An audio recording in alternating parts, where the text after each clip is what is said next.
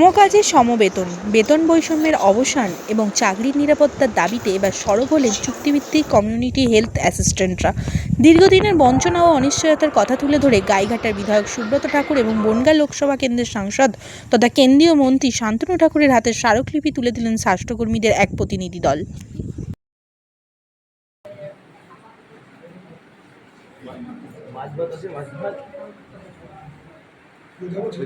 বলছি যে অনুষ্ঠান চলছে, যাবো।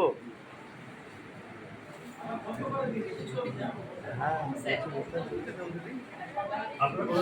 বলছিলাম যাবো তাহলে।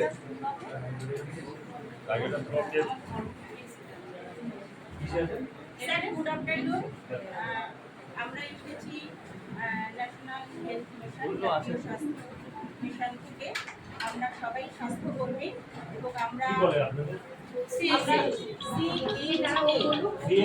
হ্যাঁ আমরা জাতীয় স্বাস্থ্য মিশনের আন্ডারে চুক্তিভিত্তিক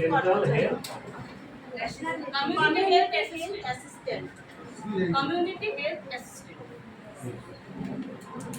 এটা আমরা সেকেন্ড এনএমের আমাদের 2023 সাল থেকে আমাদের সিএইচএ হিসাবে গভর্নমেন্ট আমাদের পরিচয় দিয়েছে। অ্যাকচুয়ালি আমরা নিউজ পেপারে আমাদের অ্যাড বেরোনোর পরে আমরা সবাই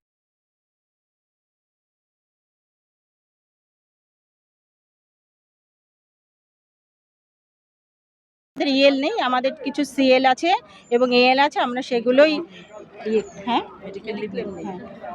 আপনারা কি দাবি করছেন সমকাজে সমবেতন পার্মানেন্টের দাবি করছেন? হ্যাঁ করছি, পার্মানেন্টের দাবি এই জন্যই করছি যে পার্মানেন্ট যেসব স্টাফরা যা যা কাজ করে আমরা সমস্ত কিছুই সেগুলো করি।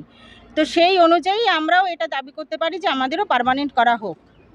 আর সমকাজে সমবেতন তো অবশ্যই আছে আমাদের দাবি, এই দুটোই মেইন দাবি আমাদের, দুটোই মেইন।